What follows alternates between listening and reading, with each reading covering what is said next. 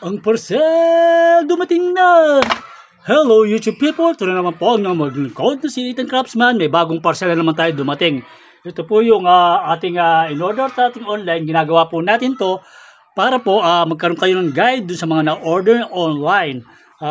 Ito po ay accessory sa ating motorcycle. So, ito po ang tinatawag din Universal Motorcycle Chain Adjuster, Tensioner, Modify Roller, Automatic Chain Tensioner. Para, di ba, problema po natin palagi yung lumuluwag po yung ating kadena sa ating motorcycle. So, ito po yung produkto na in-order natin para po maiwasan natin na pagluwag ng ating kadena. Kasi minsan po, delikado po pag lumuluwag ang kadena. May posibilidad na mahubad to dun sa ating sprocket. Nakakakos po ng ano yun, na accident yun. Kaya, precautions better, sabi nga namin, kaya kailangan gawa natin solusyon. So ito, open na natin para makita niyo na po kung anong itsura ng tensioner na tinatawag nila na order natin online. At kung bago lang po kayo sa ating mga video, don't forget to like, share, comment, and subscribe to our channel. Please support our Ethan Craftsman channel. So ito po yung ito po yung ating na-order na Pro Taper, ang tawag Pro Taper. So yun o, ganyan lang po siya. Roller po siya na maiaan natin sa ating motorcycle. So iaano po natin yan, i-actual natin na ilalagay dun sa ating motorcycle. Tignan natin kung talagang effective pa itong product na to. Kaya dalawa in order ko kasi para sa aking bayaw yung isa, ilalagay rin niya sa motor. So kung makikita nyo, halos parehas lang talaga sila. Ganyan ang itsura ng kabila. May roller siya rito, tapos may spring, tapos ito, ilalagay lang natin. Ilalagay lang natin yan. Titignan natin kung ano yung sukat ng ano nito. Kung ito ba 10 mm to. Gagamit tayo ng 10 mm na wrench. Yan.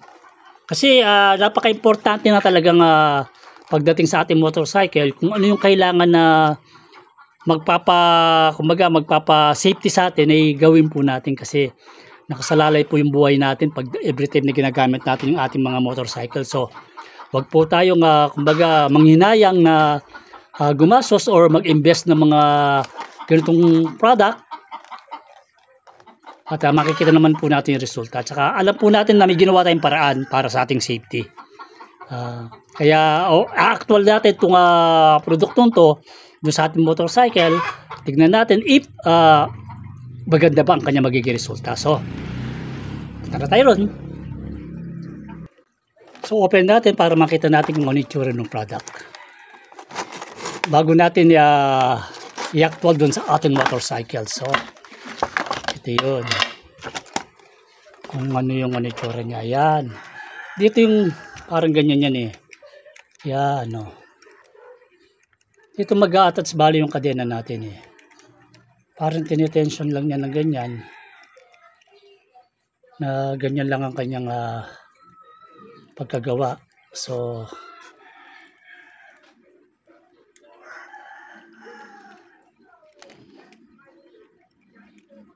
ganyan na sa kadena. Kaya titignan natin kung ano yung magandang dapat gawin dito para ma-fix natin yung ano nito. Yan nakaganyan siya sa ating kadena. Actual natin ngayon dun. Ngayon nakikita nyo na ito sa ating Shimano TC150. Kailangan natin kaya kulay blue yung kinuha, walang available na ibang kulay na black sana, kaya lang wala silang available na black. So blue okay na rin kasi bumagay naman yung kulay blue niya at saka yung yellow nung Macho. So tatanggalin mo muna natin itong mga screw to, itong apat na yan.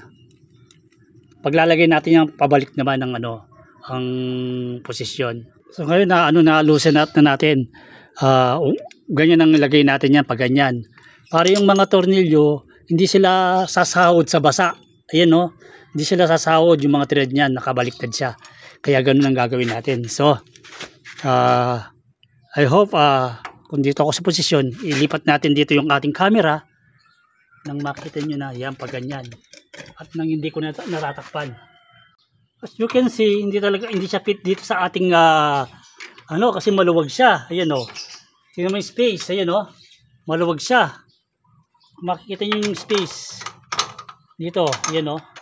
Kahit tigpitan mo, ayan o. Maluwag siya. So, gagamit tayo dyan ng ganito. Hahanap tayo ng rubber na ganito. Kung ano man yung pwedeng material, katulad dyan ng rubber or anything na pwede natin pansapi. Panglalagay natin dito, dyan o, nakalagay ganyan o. Para sumikip siya. Ay nakaganyan, kasi maluwag siya talaga. So gagawa tayo ng ganito. Manggugunting tayo nito para mailagay rito. Talagang sa lahat ng bagay talaga, pagka hindi ganun fit, ginagawa natin ng paraan. So kunin natin to. Tapos yung sukat ng ganyan, kunin natin itong ganyan sukat. Yan o. Then, bali dalawang ganito. Dalawang ganito niya nangyayaan natin. Subukan muna natin yon kung okay na siya. Kung hindi, edi dodoblein pa natin. Ayan o. Dalawang ganyan. Para dito yan. Dito, at saka yung sa taas. Para maidiinan niya. Sa lahat ng bagay kasi, kailangan gagawan mo ng paraan eh. Gagawa natin ng paraan. Tapos yung isa naman sa taas. Tingnan natin kung mag-fit. Kailangan natin lagyan muna ng isang bolt yung dito. Tornilyo. Lahat ng bagay talaga ginagawan talaga ng paraan yan. Minsan may nakaka-order tayo sa online na hindi siya iniisip natin plug and play na siya. Pero dahil nga doon sa spacing, hindi naman pare-pareho modelo ng makakailanganin natin to. Ito kakailanganin natin yan. Sasumpal natin sa ilalim. Kung may ikitan ba natin siya gano'n, ay hindi na siya iikot. Importante may ikitan natin siya na hindi siya yan. Hindi siya gagalaw kasi kailangan di yung gumalaw eh. Dahil yun ang purpose niya eh. So, kung naliliitan pa tayo ron, so, para for sure, patungan pa natin. Total, higpitan naman ng tornilyo yan eh. Yung tornilyo siya mismo ang mag-aano niyan. Maghihigpit sa kanya. Kumbaga nilagyan lang natin ng spacer. Ng spacer na para pagka hinigpitan natin siya, yan. So dito naman kailangan na lagyan na rin natin ng tornilyo dito.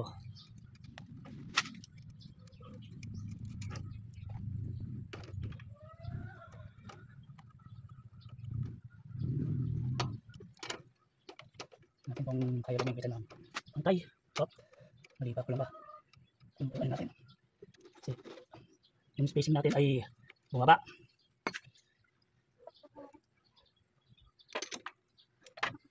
Dalawang betel lagay natin. Ang hindi siya gumalaw eh. Yun ang importante dyan. Tinagay ko ng gloves ko kasi pupuno tayo ng dirt.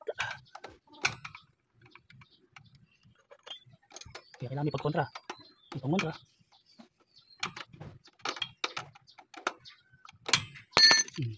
Kailangan ipangontra tayo. Yan o.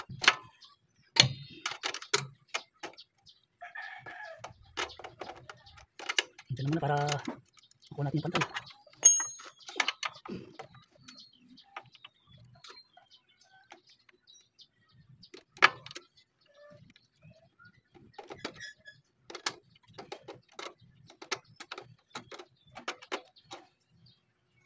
Sabi nga naman nila, lahat ng bagay may paraan.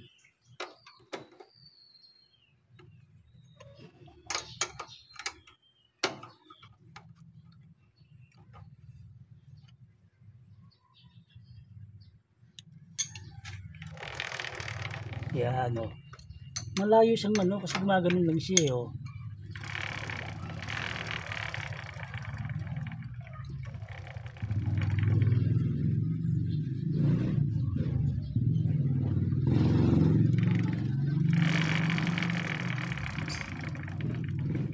Oh.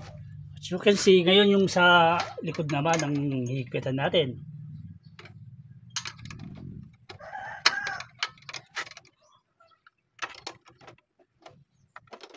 May ano naman, may daan naman yung ating screw eh. Meron naman tayo naman kaya kaya higpitan. Saka grabber yun. Damar na higpitan natin dito. Damar na matibay siya. Yan sa kabila oh.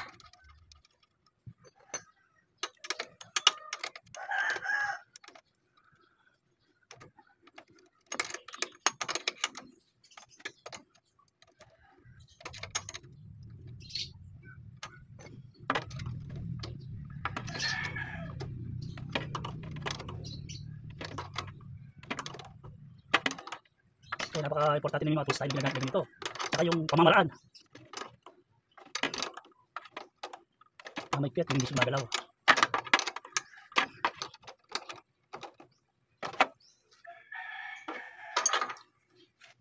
Yan o, matibay na yan.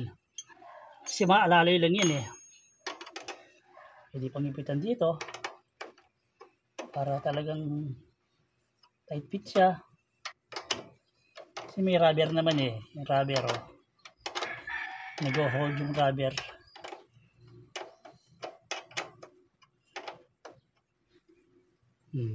Yan oh. Oh, nakikita niyo yung ano. Nakikita niyo yung play. Oh. Para sigurado yung kadena natin na hindi lumuluwag.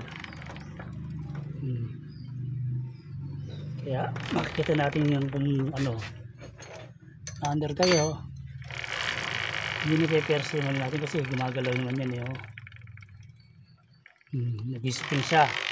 So nakita nyo yung pamamaraan na ginawa natin na naglagay tayo ng rubber na ganito. Yung rubber, ganito rubber, nag-gunting tayo ng rubber na ganyan. O kahit na ano, kung may mga sira kayong sinelas, yan, basta rubber na ano na magpe-flex siya. Kasi kumakapit eh, kakapit yan sa bakal. Nakita niyo kung gaano ka sa tibay oh. Ginagalaw ko siya pero hindi siya gumagalaw. At kung makikita niyo yung ikot ng ating gulong ay ayos na yan. Ano natin para makita niyo ng close up. Na paano ang ano niya? Ayan oh.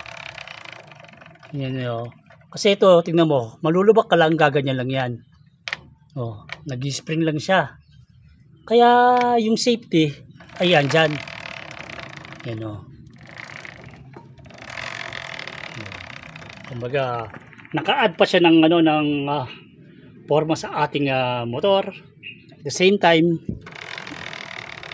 hindi tayo kinakabahan na along the way ay luluwag yung ating kadena dyan. Oh, spring naman to kasi bumabalik kayo no, bumabalik ko. Yan yung normal oh. At least yung tension niya ano niya. Hindi siya hihiwalay. So, anong masasabi niyo sa ating chain tensioner ang tawag dito, chain tensioner na okay siya. Kaya dalawa yung in-order natin, yung isa ibibigay natin sa ating bayaw para ilalagay rin niya doon sa kanyang motor. Kaya muli, kung bago lang kayo sa mga video ni Ethan Craftsman, don't forget to like, share, comment, and subscribe to my channel. Support Ethan Craftsman channel.